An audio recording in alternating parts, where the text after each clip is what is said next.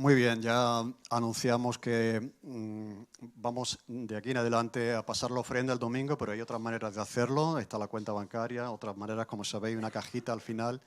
Pero consideramos que es una manera también de honrar al Señor, de contribuir, ser solidarios con su obra, con la extensión de su reino, con las necesidades de la iglesia local donde formamos parte, así que ya en domingos sucesivos vamos a pasarlo. Muy bien, vamos a dar gracias también, porque entendemos que Dios es fiel en todos los sentidos y también en el tema de la provisión que Él nos da, dándonos un trabajo, dándonos salud, dándonos recursos, el pan de cada día. Señor, te agradecemos que tú eres fiel, que tú eres bondadoso en todos los sentidos, que nuestras vidas dependen de ti, Señor, que tú cuidas de los pájaros y mucho más de tus hijos, Señor, y queremos contribuir a la extensión de tu reino a través de este donativo, de esta ofrenda, Señor, que te damos como señal de agradecimiento y también de adoración, porque tú eres el Señor de todo lo que somos y tenemos, Señor. Y pedimos que tu obra pueda crecer, pueda extenderse, porque hay recursos para que así sea. Gracias, Señor, por la generosidad de tu pueblo, por la generosidad de tu iglesia, en el nombre de Jesús. Amén. Amén. Muy bien, pues ahora tenemos el tiempo en la reflexión bíblica y para nosotros es un privilegio volver a recibir a Elder. Es un hermano muy querido, muy apreciado, él junto con su familia numerosa, tiene una familia numerosa, y entonces ha venido ya varias veces a servirnos en Oasis y en diversas predicaciones, y siempre hemos aprovechado el tiempo para charlar y para compartir pues el corazón y nuestros sentimientos en relación a la obra del Señor. Así que es un privilegio tenerle aquí. Elder, ¿puedes pasar por favor al frente? Y hoy vamos seguro a tener, como siempre, un disfrute, un tiempo de edificación, de reto también para nuestras vidas, de una manera práctica, a través de lo que Él tiene para compartir. Así que te agradecemos mucho, Elder, tu presencia, tu disposición a estar con nosotros, y saludos a la iglesia de Granada. Él viene de Granada, así que muchos saludos a los hermanos allí. Vamos a orar. Señor, te agradecemos tu palabra. Señor, cuando abrimos tu palabra encontramos la verdad, y la verdad nos hizo libres, Señor, y tu palabra también está abierta para todo aquel que quiera acudir a ella. Y en esta mañana queremos, Señor, darte gracias por Elder, por su familia, por su vida, por su ministerio, Señor, por el futuro que tú tienes para él en adelante, Señor, y que podamos seguir disfrutando en esta mañana también de la exposición de tu palabra, Señor, que pueda llegar a nuestros corazones y que pueda edificar nuestras vidas, y también que pueda hablar a aquellas personas que te están buscando pero que todavía no te conocen. Te damos gracias y te lo pedimos en el nombre de Jesús. Amén. Amén. Amén. Adelante. Muchísimas gracias, Pepe. Muy buenos días a todos. ¿Qué tal estáis? Es una alegría, de verdad, y un privilegio estar otra vez aquí. Me siento muy en casa entre vosotros. Gracias por el cariño, la invitación. Gracias otra vez, Pepe, María, Pablo, Dani, por vuestra hospitalidad, amistad.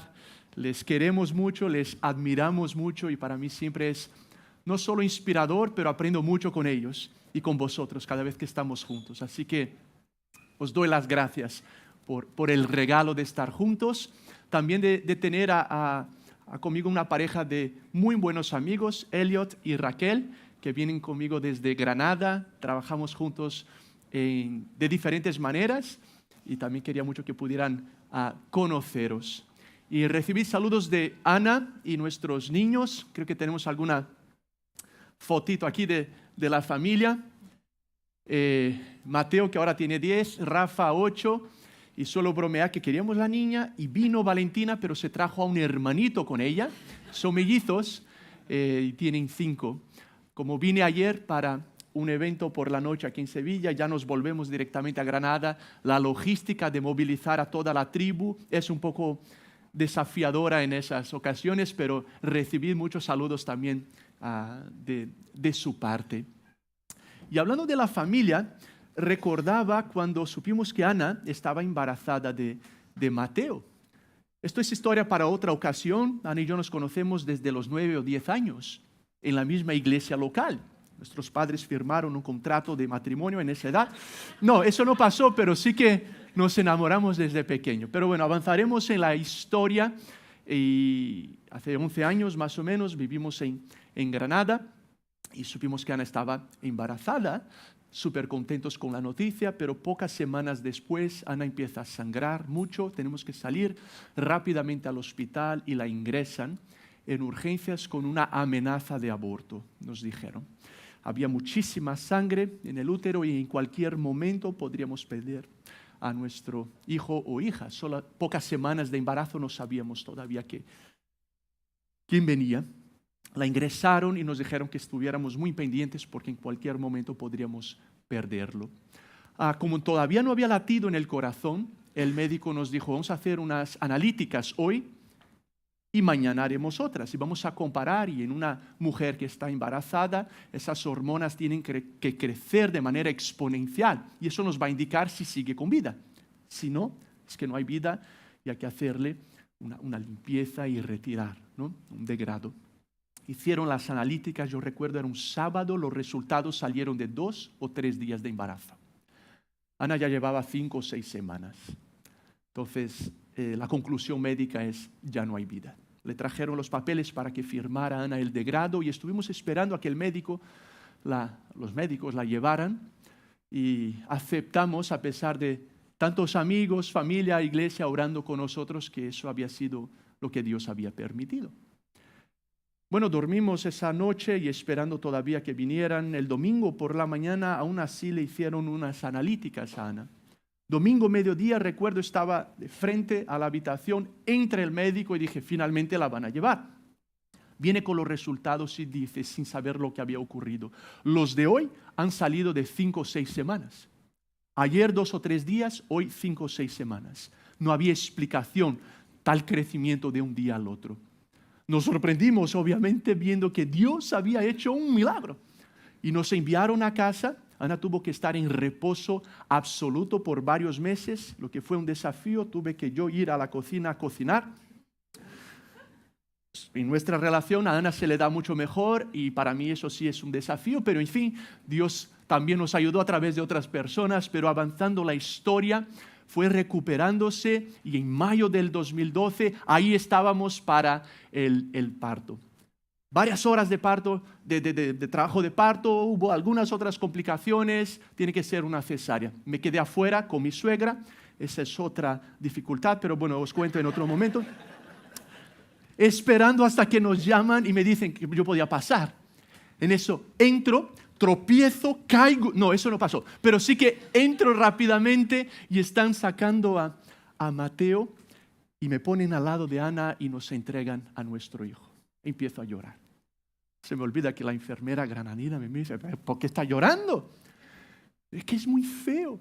Míralo, es morado y sucio. No le dije eso, pero le dije, estoy emocionado, obviamente. Y no sabía ella que no solo estaba encontrándome por primera vez con mi hijo, pero había toda una historia de la mano sobrenatural de Dios trayendo vida, donde por algunos instantes ya no había vida.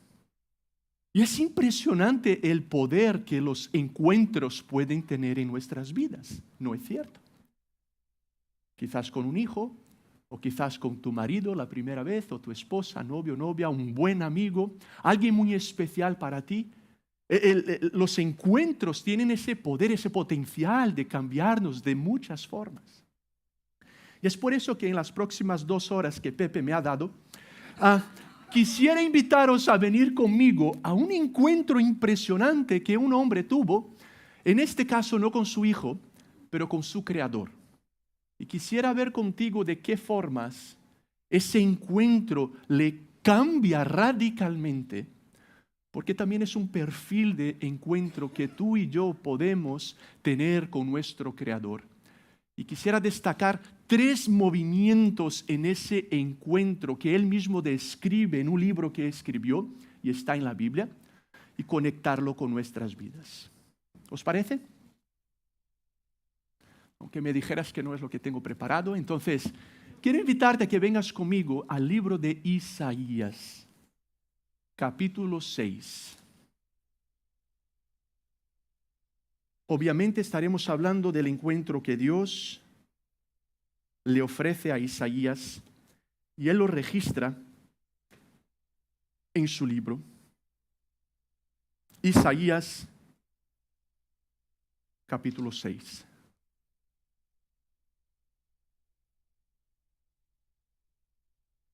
Puedes acompañarnos en la pantalla o en tu Biblia escrita o aplicación.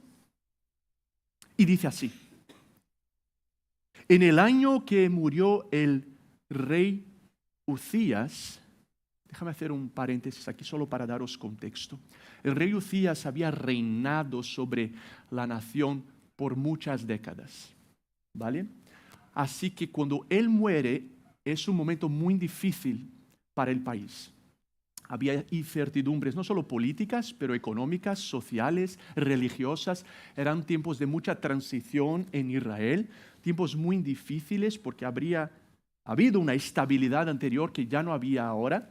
Y entonces, en medio de todas esas preguntas, dudas sobre el futuro, crisis, Isaías recuerda esa experiencia que tuvo y afirma que en el año de la muerte del rey Uzías vi al Señor, excelso y sublime, imagínate la escena, sentado en un trono, las orlas de su manto llenaban el templo. Por encima de él había serafines, es una clase de ángel, cada uno de los cuales tenía 6 alas, con 2 de ellas se cubrían el rostro, con 2 se cubrían los pies y con 2 volaban. Y se decían el uno al otro: Santo, Santo, Santo es el Señor Todopoderoso, toda la tierra está llena de su gloria. Y al sonido de sus voces se estremecieron los umbrales de las puertas y el templo se llenó de humo. Vamos a parar por aquí por algunos instantes. Recordando esa experiencia, ese encuentro, Isaías afirma: cuando murió el rey Uzías, yo lo recuerdo, yo vi al Señor. Él no dice, yo leí sobre el Señor, o me compré otro libro hablando del Señor, o escuché a un líder, a un pastor hablándome del Señor, o mi marido, mi hijo, mi mujer me contó una experiencia que tuvo con el Señor. Él dice, yo vi al Señor. Yo tuve mi experiencia personal con Él que me cambió radicalmente. Yo vi al Señor. Déjame haceros una pregunta esta mañana. ¿Cuándo fue la última vez que tú y yo vimos al Señor? Obviamente Isaías tiene una experiencia muy única y las experiencias suelen no repetirse. Pero sí hay principios, incluso en las varias experiencias bíblicas, que nos animan a entender que Dios sigue actuando de determinada manera con su creación. Y que Dios sigue interesado en mostrarse a ti y a mí y a nosotros juntos cada día, de tal forma que podamos también decir, yo estoy conociendo al Señor. Y eso lo cambia todo. Y fijaos que en primer lugar, el encuentro de Isaías con el Señor cambia su perspectiva de quién es Dios. Y seguramente es lo que Dios quiere hacer con nosotros. Verás, Dios no cabe en nuestras cajas. Dios no cabe en nuestras ecuaciones. Dios no cabe en nuestras ideologías, en nuestras filosofías, en nuestras teologías, en nuestras canciones, en nuestras iglesias, en nuestras mentes, porque Dios es Dios. Desde siempre y para siempre, Él es Dios. Y podamos conocer de Él tanto cuanto Él permite que conozcamos de Él.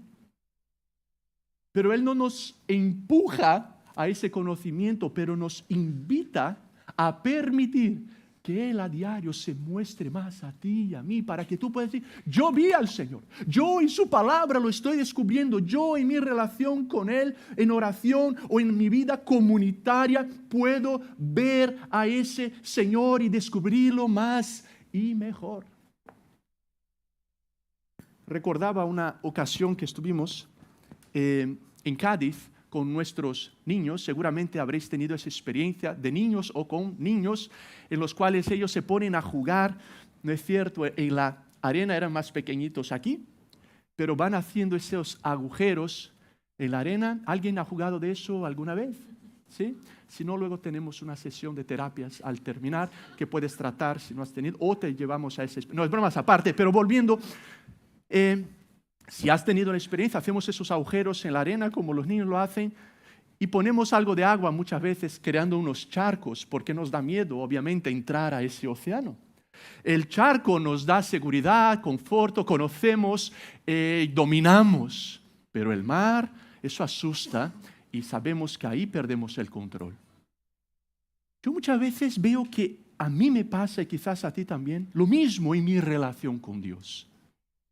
Creamos nuestros charcos y nuestra poca agua y nuestras tradiciones, historias, experiencias donde controlamos.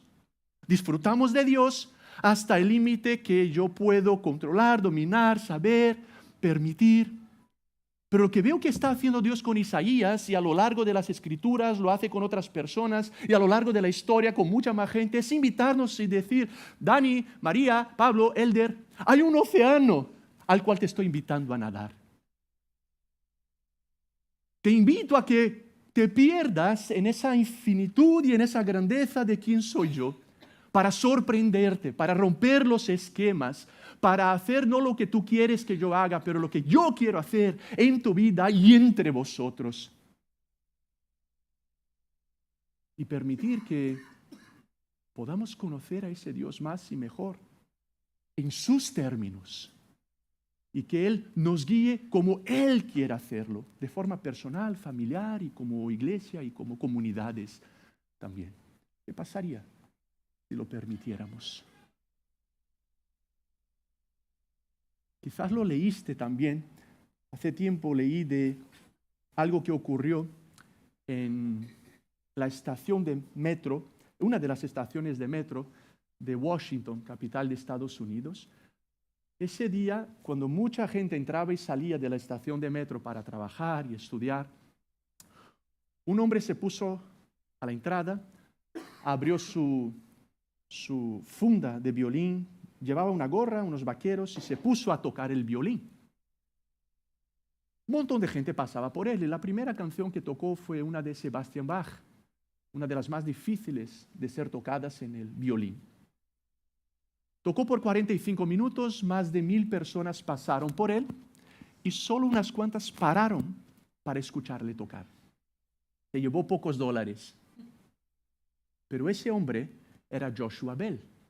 No sé si has escuchado de él. Quizás el mejor violinista del mundo. Era parte de un estudio oculto del Washington Post, conocido periódico de Sevilla, en el cual estaban con cámaras ocultas haciendo la pregunta, ¿cuál es la capacidad humana de apreciar arte y belleza en lugares inesperados? Pongamos aquí a uno de los mejores músicos tocando gratis para que la gente pueda parar y apreciar en medio de sus ajetreos del día a día. Poquísima gente paró. Seguramente también otra vez me hace pensar en mi relación con Dios y quizás la tuya. Escúchame, por favor. La cuestión no es si Dios está o no está tocando su violín. La cuestión es si tú y yo paramos para escuchar su música. La cuestión no es si el lunes y el martes y cuando nos reunimos, Dios está tocando su música. La cuestión es si tú y yo estamos siendo intencionales para escucharle tocar. En su palabra, en oración, en hábitos que traigan crecimiento personales y comunitarios, con el profundo anhelo de poder conocerle más y mejor y ser sorprendidos por un Dios que no cabe. Porque cuando lo ve Isaías, dice, era majestuoso, era maravilloso. Y era completamente otro, santo, puro, de tal forma que había incluso seres celestiales que en su presencia no podían hacer otra cosa sino reaccionar diciendo que santo, santo, santo. En el hebreo, repetir es una forma de exagerar, como decimos santísimo. Y es la única vez en las Escrituras donde encontramos 3 repeticiones. Es imposible decirlo de manera más clara. Él es completamente santo, puro, bueno, grande, otro. Ese es Dios. Y te invita a conocerlo. Y que le podamos conocer. Ser sorprendidos por quién es Él. Así que en primer lugar, al encontrar Dios a Isaías e invitarnos, Él quiere sorprendernos y darnos una nueva perspectiva de quién es, para que seamos encontrados por ese Dios. Pero fijaos lo que ocurre después. ¿Estáis conmigo todavía? ¿Sí? ¿Allá? Te veo dormido, creo. No, no es broma. Enseguida dice, en el versículo 5, eso me impresiona. O sea, no es que Isaías tuvo esa visión de Dios y dice, ahora mismo me hago un selfie y lo comparto en las redes y mira, yo viéndome con ese Dios, eso moló, fue súper guay, mira qué buena experiencia, sigamos con la vida. No es eso lo que le pasa a un ser humano que genuinamente se encuentra con ese Dios. Porque dice, versículo 5, entonces, ¿qué dice? Entonces grité, dice Isaías. ¡Ay de mí! Estoy perdido. Soy un hombre de labios impuros y vivo en medio de un pueblo de labios blasfemos. Y no obstante, mis ojos han visto al Rey, al Señor Todopoderoso. Esto es impresionante, porque después de ganar una nueva perspectiva de quién es Dios, ese encuentro le da a Isaías, escúchame, una nueva perspectiva de quién Él es. Porque uno no puede conocerse a sí mismo realmente como somos hasta vernos a través de la luz divina. Tú no eres quien piensas que eres. Tú tampoco eres quienes otros dicen que eres. Tú eres quien Dios dice que eres. Ahí nos definimos. Ahí nos entendemos realmente. Isaías, después de encontrarse con ese Dios, se ve a sí mismo y entiende en primer lugar que ese Dios completamente santo está en un estado completamente diferente al suyo. Y él, incluso siendo un profeta, alguien que habla de parte de Dios a las personas, que usa la boca para hacerlo, dice, mis labios son impuros. Incluso aquello que uso para servir a Dios es impuro. Necesito que Él me toque, que me cambie, que me transforme. Y eso es tan interesante porque Dios no lo hace desde la distancia. Es encontrándose con Isaías, es abrazando a Isaías, le muestra cómo es. Y sí le permite ver lo que más adelante la Biblia nos dice, que todos hemos pecado. Todos hemos construido nuestras vidas sobre algo o alguien que no es Dios. Todos hemos amado más a otros que a Dios. Pecado. Todos hemos nacido en un estado de rebeldía contra nuestro Creador. Y podemos pensar lo que queramos pensar, pero en Dios podemos vernos como realmente somos, necesitados de su purificación, de su perdón, de su limpieza. Que el ser humano lo que más necesita no son pruebas acerca de Dios, porque Dios lo ha hecho muchas veces en la historia. Por ejemplo, con el pueblo de Israel, veían nube, veían fuego, bebían comida diario. Con Jesús lo mismo, un montón de milagros. Y aún así la gente lo rechazaba. ¿Por qué? Porque el problema básico del ser humano no son pruebas, no son más demostraciones de la existencia de Dios. Nuestro problema básico es nuestro corazón. Es nuestra rebeldía, porque ¿sabes qué? Yo quiero ser Dios. Yo quiero estar en ese trono. Y tú también. Yo quiero controlar, yo quiero crear las leyes, yo quiero definir la sexualidad, yo quiero definir la moralidad, yo quiero definir lo que es bueno, lo que se puede y no se puede. Yo quiero ser Dios. Y tú también, y Adán y Eva también, desde los primeros, y Satanás también, gran enemigo de Dios. Es el problema básico, nuestra rebeldía en aceptar que Dios es Dios. Isaías, por tanto, se ve como es por causa de esa luz divina. ¿Y sabes qué? Quizás algunos, por primera vez hoy, necesitamos confesar y reconocer nuestro estado. Porque lo que Dios va a hacer no es empujarlo a una distancia o juzgarlos, sino que lo va a abrazar, lo va a purificar y lo va a llamar a ser parte de lo que Él estaba haciendo. Lo mismo quiere hacer contigo. Un buen médico no te va a decir, no pasa nada, es solo una gripe si tienes un tumor. Si se importa contigo decir, tienes un tumor y hay que tratarlo. Y lo que Dios está haciendo con Isaías y con nosotros es ser real, ser verdadero. Y tal vez algunos, no por primera vez, pero necesitamos en ese punto de la vida permitir que Dios nos confronte una vez más y reconocer que Él nos invita a una vida de pureza y de santidad, que hay belleza en la pureza. Y quizás hoy Él quiera tocar tu manera de hablar con tu mujer. Decir, esa forma de hablar no condice con mi santidad. Quizás Él quiera tocar tu manera de hablar con tu marido. Tu opinión acerca de ti mismo y decirte, no, yo no te veo de esa forma. Para de verte siempre como víctima o menos de lo que eres. Quizás Dios quiera tocar la manera como usamos nuestro tiempo. El entretenimiento, el Netflix o las redes sociales, quizás Dios quiera tocar alguna de esas adicciones. Al aplauso de otros, a los juegos, a la pornografía. Quizás Dios quiera tocar nuestra sexualidad, nuestra forma de pensar acerca de otros, nuestra manera de relacionarnos con nuestro jefe o con la gente que trabaja con nosotros, para hacernos más parecidos con Él y purificarnos, porque Él ha dicho en su palabra, sed santos como yo soy santo. No espera menos de nosotros Dios.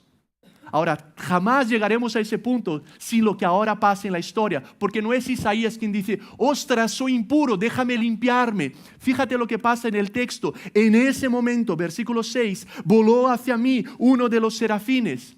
La ayuda viene del cielo. Traía en la mano una brasa que con unas tenazas había tomado del altar. Con ella me tocó los labios y me dijo, mira, esto ha tocado tus labios. Tu maldad ha sido borrada y tu pecado perdonado. La ayuda viene de fuera, viene del cielo. Y así con nosotros igualmente. Y es tan interesante, más adelante Juan capítulo 12 dice que Isaías vio la gloria de Jesús y habló de Él. Juan, haciendo lectura de este texto, dice, Isaías ve a Jesús realmente. Este es Cristo en su majestad y en su gloria, quien más adelante se hace ser humano y hace 2000 años vive una vida santa y perfecta y muere en tu lugar y en el mío en esa cruz. Y lleva sobre sí mismo todos los pecados de todos los seres humanos, de toda la historia, para que sea lo que sea que hagas mañana, Jesús ya te haya perdonado en esa cruz. Y tú puedes decir, perdóname, pues ya has sido llevado a esa cruz. Y gracias a la salvación de Cristo es como Dios viene y toca nuestros labios, toca nuestras mentes, toca nuestras manos, toca nuestros sentimientos, toca nuestras motivaciones para hacernos más parecidos con Él cada día. Y fíjate, no se lleva solo nuestros pecados, pero nos da, dice la Biblia, su pureza y su justicia. Hay un divino intercambio. Por eso Pablo, escribiendo a creyentes, la forma como más se hace referencia a ellos, ¿sabes cuál es? A los santos. A los santos de la iglesia. ¿Cómo que santos? ¿Sí? Porque Dios a ti, si te ve a través de Cristo, te ve como a Cristo. Te ve santo, puro. Pero al mismo tiempo, aún somos pecadores. Y es en ese estado en el cual vivimos. Pero Él sigue deseando hacernos más parecidos con Él. La Biblia usa una palabra, santificación, para decir que es el proceso en el cual somos hechos más parecidos con Jesús. Quizás hay alguna área de esa relación que Dios necesita y desea tocar hoy. Me gusta vernos muchas veces como una casa. Imagínate una gran casa sevillana con sus varias habitaciones, y a veces vemos nuestra relación con Dios como una de esas habitaciones. Y Dios entra aquí y en la habitación llamada iglesia, religión, espiritualidad. Pero lo que Dios está haciendo con Isaías y quiere hacer con nosotros es permitir que Él sea Señor de toda la casa. Es decir, toma las llaves de la puerta de entrada y entra en cada una de esas habitaciones. Esa habitación que se llama relación tóxica, esa habitación que se llama relación no perdonada, esa habitación que se llama matrimonio, noviazgo, identidad, sexualidad, economía, dinero, sueños. Entra en cada una de ellas. Sé Señor, toma el control. No porque eres un tirano, sino porque eres mi creador, mi Padre que me ama y tiene lo mejor. Y entonces permito que Dios guíe y dirija cada una de las áreas de mi vida. Y mientras haya resistencia, es mi forma de decir, no, aquí el Dios soy yo. No toques eso, no toques esa relación, no toques esa área, porque el Dios aquí soy yo. Y vivir una vida de auténtico discipulado, seguimiento con Jesús, es eso, permitir que Él controle, que Él toque, que Él transforme. Porque no solo quiere encontrarnos, también quiere transformarnos. ¿A qué? Que seamos como Él es. Jesús, Dios hecho ser humano. ¿Hay alguna habitación que esta mañana necesitas entregarle las llaves al Señor? ¿Hay algo que necesitas permitir que el Espíritu de Dios traiga convicción y experimentes el alivio del perdón, de la libertad, de la pureza? Y reconocer que todos lo necesitamos. Y finalmente, para terminar, hay un tercer movimiento en ese encuentro. Isaías es encontrado, luego es transformado. Seamos honestos, algunos paramos aquí. Pero Dios no quiere que paremos aquí. No permite que Isaías pare aquí. Porque no solo le da una nueva perspectiva de quién es Dios, luego le da una nueva perspectiva de quién Él es. Y ahora, fijaos, le va a dar una nueva perspectiva de quién son los demás. Y le hace mirar hacia afuera, a su sociedad, a su gente. Mira qué interesante. Después de ser purificado, entonces oí la voz del Señor que decía, ¿a quién enviaré? ¿Quién irá por nosotros? Y yo respondí, aquí estoy, envíame a mí. Y él dijo, ve y dile a este pueblo. Dios no estaba mandando a Isaías a otro país. Dios estaba mandando a Isaías a su gente, a su ciudad, a su pueblo. Pero después de encontrarle, transformarle, le lanza una pregunta que sigue haciendo eco en nuestros días aquí en Sevilla. Y es, te voy a dar una nueva perspectiva de quién soy, de quién eres, pero quiero que veas también la necesidad del mundo y tengas una nueva perspectiva de lo que está pasando en tu sociedad y entiendas que yo estoy trabajando en el mundo. Yo estoy haciendo algo, yo estoy salvando a este mundo. Y llamo a mujeres y a hombres a cooperar en mi misión. Escúchame, todo cristiano es un ser humano en misión. Todo cristiano, todo seguidor de Jesús es un ser humano en misión. Esto no es para los llamados misioneros o pastores. Jugamos en diferentes posiciones, pero todos estamos en el equipo.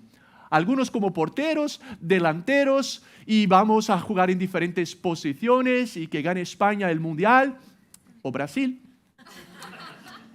No lo tuve que sacar, pero tienes que entender, escúchame, que si tú trabajas en esa cafetería, tú trabajas en realidad para Dios en esa cafetería. Seguramente te habrá pasado, Pepe, a mí muchas veces, incluso gente más joven me dice, Elder, a mí también me encantaría trabajar para Dios. Pues yo tengo mi historia, yo de joven trabajé para una empresa, General Motors, mi esposa era trabajadora social en el gobierno de Brasil y Dios cambió nuestras vocaciones, dejamos nuestros trabajos, salimos de Brasil hace 14 años a Reino Unido como misioneros y para estudiar, luego hace 12 en España, pero yo tengo que responderle a este chico, a esta chica, pero si no trabajas para Dios, ¿para quién trabajas? ¿Trabajas en esa empresa? ¡Qué bien! Trabajas para Dios en esa empresa. ¿Eres maestra? ¿Eres madre trabajando en casa o padre trabajando en casa o tienes una empresa o trabajas con la limpieza?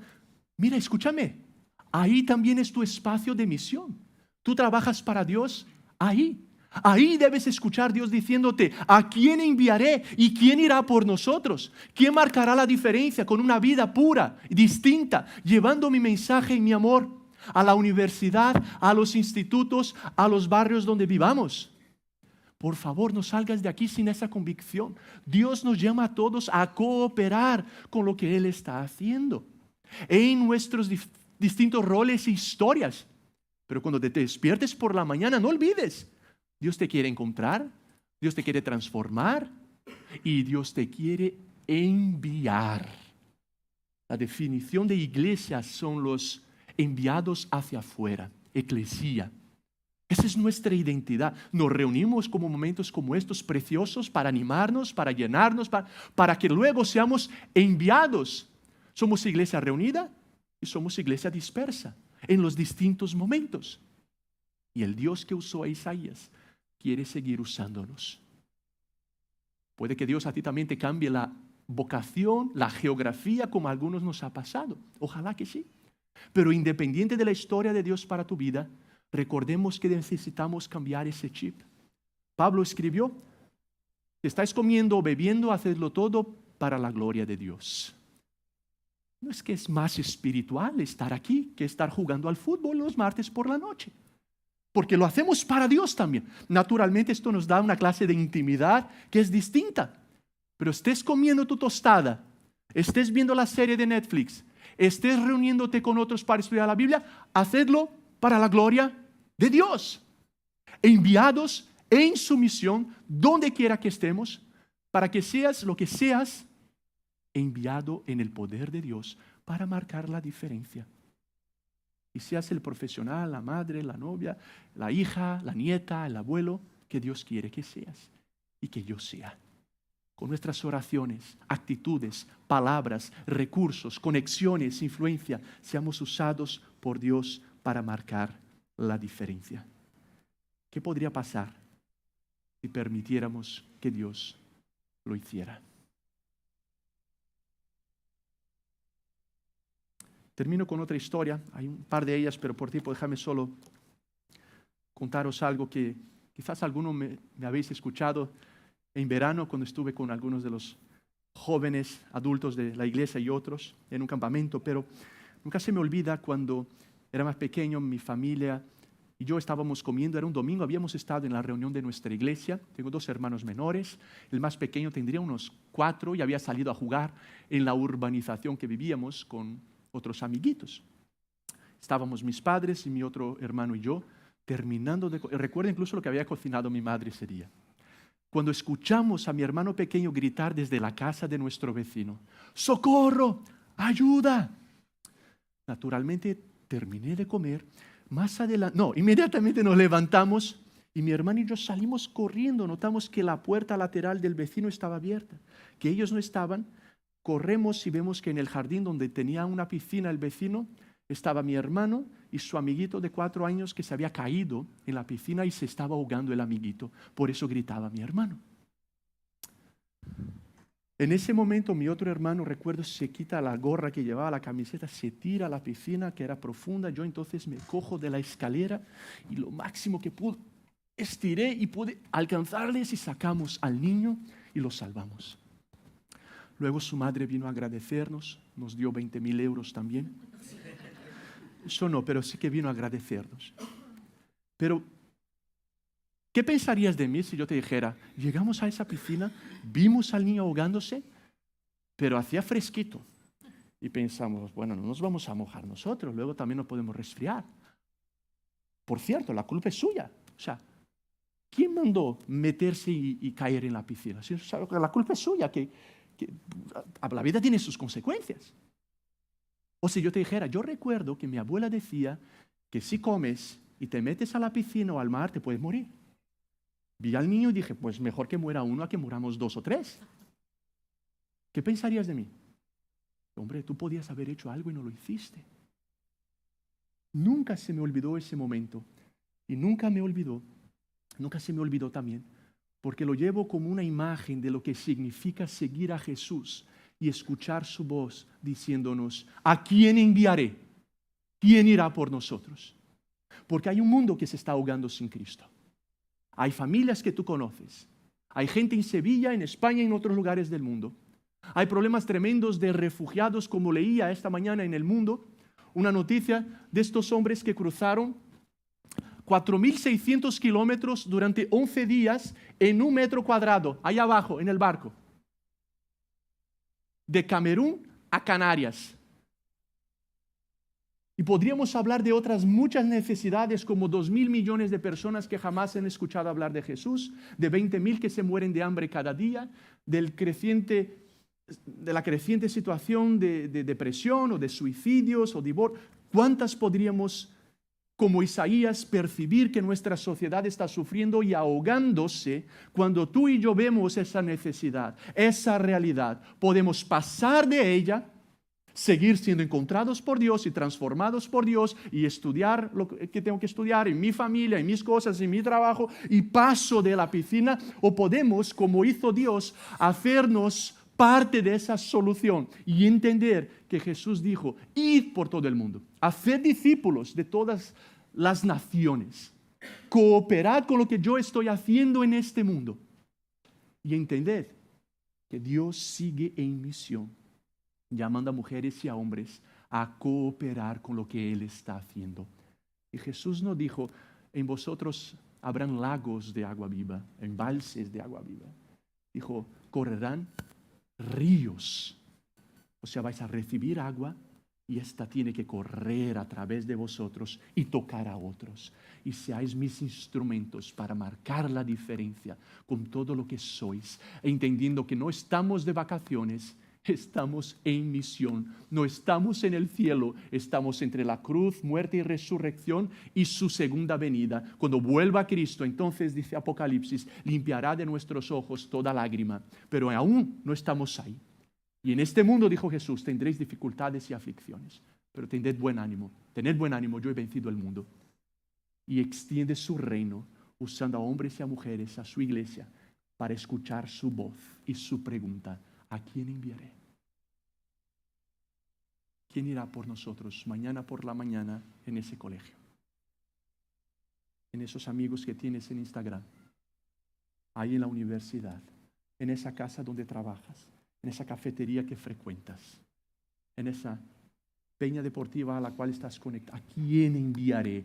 ¿Quién irá por nosotros? Isaías responde, heme aquí, envíame a mí. Claro, había visto a Dios de esa forma, había sido transformado, que otros lo experimenten. Heme aquí, envíame a mí. ¿Cuál será nuestra respuesta? Hablemos con Dios. Te invito a que cierres tus ojos y tomes unos segundos para hablar con Él ahí donde estás.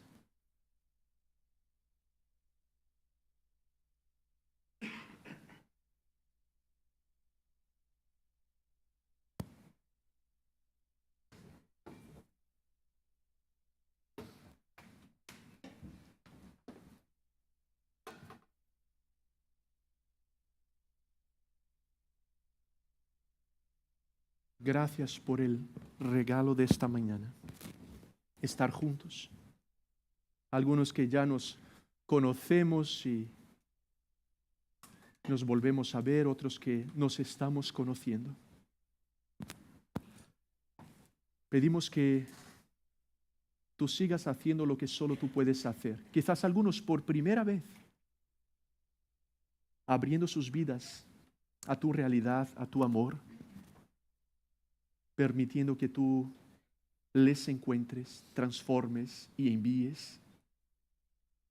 Por primera vez reconociendo que Cristo es Señor, quien murió y resucitó en nuestro lugar y está vivo. Y lo vio Isaías. Y quiere que lo conozcas. Y ahora mismo hablas con Dios. Y aunque no lo entiendas todo, confiesa tu necesidad. Pon en Él tu lealtad. Permite que Él sea Dios.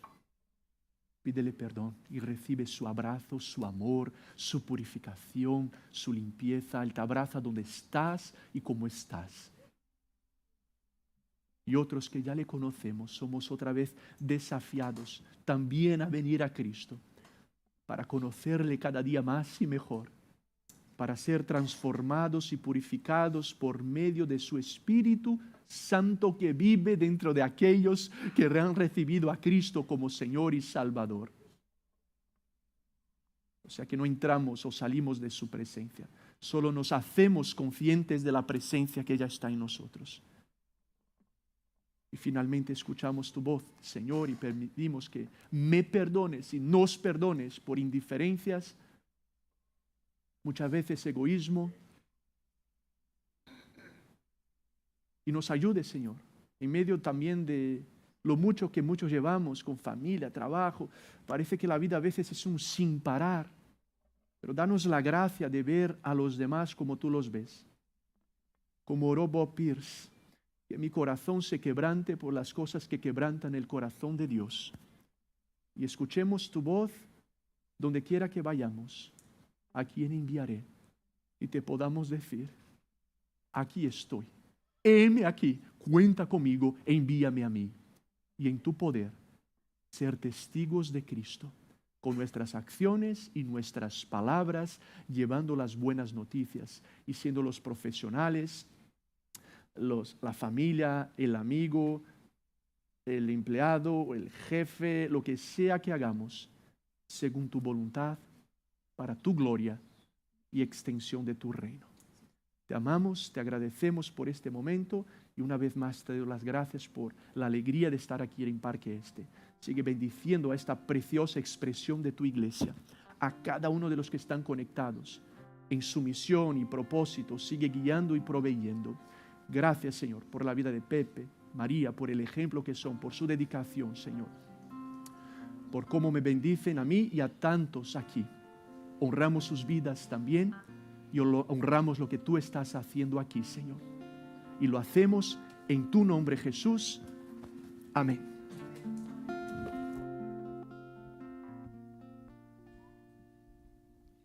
Ponte de pie para este último tiempo.